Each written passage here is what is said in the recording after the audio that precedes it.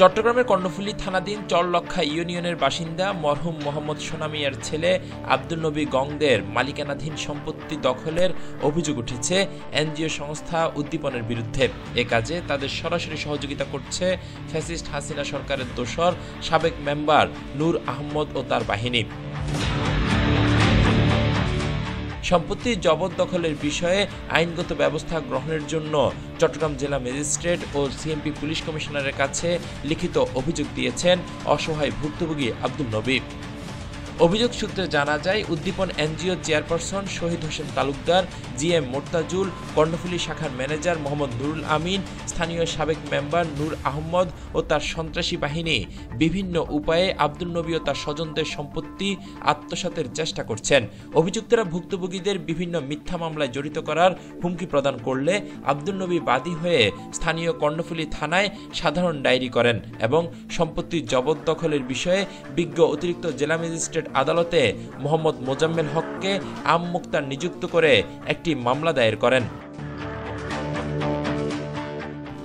অনুসন্ধান বলছে, এনজিও সংস্থা উদ্দীপন বিএস খতিয়ান 3049-এর দাগ নং 772, 773 ও 774 হতে মোট 13% সম্পত্তির মধ্যে 10% সম্পত্তি খরিদামূলে দাবি করে, যা ইউনিটেক ফ্যাক্টরির পশ্চিম পাশে অবস্থিত। ওই সম্পত্তির বিষয়ে অভিযোগকারী আব্দুল নবীদের কোনো দাবি নেই, কিন্তু ওই ফ্যাক্টরির পূর্ব পাশে অবস্থিত চরলক্ষা মৌজার RS 989 খতিয়ানের 256 দাগের মোট সম্পত্তি 5 শতকের মধ্যে 4 শতক সম্পত্তি অনেকদিন পূর্বে সিডিএ কর্তৃক অধিগ্রহণ হয়। এরপরেও একটি কুচক্রী মহল ইচ্ছাকৃতভাবে 1 শতকের পরিবর্তে বিএস নামজারি খতিয়ানে 3 শতক সম্পত্তি উদ্দীপনের নিকট বিক্রি করেন।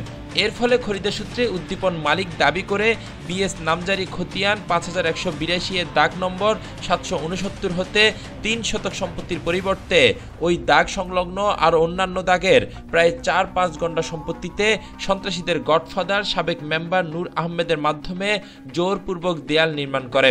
এর মাধ্যমে আব্দুল নবীদের বিএস 768, 709 ও 710 নম্বর দাগের সম্পত্তি আত্মসাতের চেষ্টা করা হচ্ছে। উদ্দীপন বাংলাদেশের একটি নামি দামি এনজিও। এদের প্রভাব প্রতিপত্তিও সবার জানা, আর সেই প্রভাবকে কাজে লাগিয়ে স্থানীয় সাবেক মেম্বার নূর আহমদ ও তার দলীয় কিছু মাস্তানকে বশে নিয়ে স্থানীয় কর্ণফুলী থানা প্রশাসন সহ কিছু ঊর্ধ্বতন পুলিশ কর্মকর্তাদের ভুল বুঝিয়ে উদ্দীপন এনজিওর কর্ণফুলী শাখার ম্যানেজার কর্ণফুলী থানায় মিথ্যা মামলা দায়ের করে হয়রানি শুরু করে। বর্তমানে অভিযোগকারী আব্দুল নবী ও তার ভাই বোন এবং আত্মীয় স্বজন সন্ত্রাসীদের হুমকি ধামকি ও মিথ্যা মামলার ভয়ে মানবেতর জীবনযাপন করছেন। উদ্দীপন কর্তৃপক্ষ কর্ণফুলী থানার কয়েকজন পুলিশ কর্মকর্তাকে বশে নিয়ে অভিযোগকারীর পক্ষের কয়েকজন লোককে বেআইনিভাবে কর্ণফুলী থানায় ধরে নিয়ে যায়। পরে উদ্দীপনের কর্ণফুলী শাখার ম্যানেজার 29 জানুয়ারি একটি এজাহার দায়ের করলে সংশ্লিষ্ট কর্মকর্তা যথাযথ তদন্ত ব্যতীত এজাহারটিকে মামলা হিসেবে রেকর্ড করেন। চরলক্ষা ইউনিয়নের 3 নম্বর ওয়ার্ডের স্থানীয়রা বলেন, স্বৈরাচার হাসিনা সরকারের দোসর সাবেক মেম্বার নূর আহমেদের মাধ্যমে উদ্দীপন কর্তৃপক্ষ একটি সন্ত্রাসী বাহিনী গঠন করেছে। অন্যের জমি দখলের চেষ্টা করায় এই সন্ত্রাসী বাহিনীকে দ্রুত আইনের আওতায় আনার জোর দাবি জানান তারা। এইটা উদ্দীপনের বন্ডেরই জোর পর্বে দখল করে নিয়েছে। এদের এই জায়গাটা কিনে নাই, এদের কিনে আছে 772, 73, 74 দাগ এবং 69 দাগ। আমাদের জায়গাটা জোর পর্বই দখল করে নিয়েছে। তো ওনার জন্য আমি থানা একটা অভিযোগ করছিলাম। অভিযোগ করার পর ওসি সাহেব ওনাদেরকে ডাকাইয়ে বোর্ডে বসছে। 1 সপ্তাহ সময় দিয়েছে। 1 সপ্তাহ পরে আবার 10 দিন দিয়েছে, আবার 15 দিন দিয়েছে। এভাবে এরা বোর্ডে আসে নাই। এরা মিথ্যা বলে। আমি কাগজপত্র দেখাইতে পারি না বলকে থানায় ওই জানাইছি, ফরের সঙ্গে জানাইছি। এরা জোর করবে বন্ডেরই ভাঙি, ওই সন্ত্রাসী নিয়ে বন্ডেরই ভাঙি এটা জোর করবে, বন্ডে দিয়ে দিতে আসলে। আমি অনেক কষ্টের বিনিময়ে কাজটা বন্ধ করছি, এলাকাবাসী নিয়ে আমি কাজটা বন্ধ করছি। কিন্তু প্রথমে আমি ফোন করছি, ডিসি স্যারকে ফোন দিছি, ওসি স্যারকে ফোন দিছি, দেখতেছি এরকম বলতেছে। তারপর লাস্টে কার ফোনে কাজ হয়েছে? লাস্টে আমি কমিশন স্যারকে ফোন দিছি। তারপর কাজ হয়েছে? কমিশন স্যারকে ফোন দেওয়ার সাথে সাথে আমার ঠিকানা নিছে, কোন জায়গায় ঠিকানা বলার সাথে সাথে পুলিশ চলে আসে। এই জায়গা ওরা আব্দুল নবীদের জায়গা, উদ্দীপন একটা প্রভাবশালী একটা এনজিও, তাদের সাথে যে দ্বন্দ্ব আব্দুল নবী জড়াচ্ছে। তখন আমি দেখতে পেলাম তারা ওয়াল করলো, ওয়াল করার পর আব্দুল নবী বাধা দিচ্ছে। তখন মানুষ দাঁড়িয়ে দেখছে, প্রশাসন আসতেছে না, তারা ওয়াল করতেছে। তো আমি বলতেছি আপনারা কিসের ওয়াল করতেছেন এলাকাবাসী হিসেবে, তারপর আমার জায়গা আমরা ওয়াল করতেছি, কিছু পরে পুলিশ আসলো, কাম বন্ধ করলো। হ্যাঁ, দেখি এখানে ওই আমাদের সাবেক মেম্বার আওয়ামী লীগের নুরুল মেম্বারের সাথে জড়িত।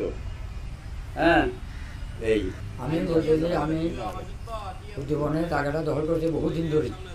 কে দখল করছে যে? দখল করতে উদ্দীপনে। কার সম্পত্তি?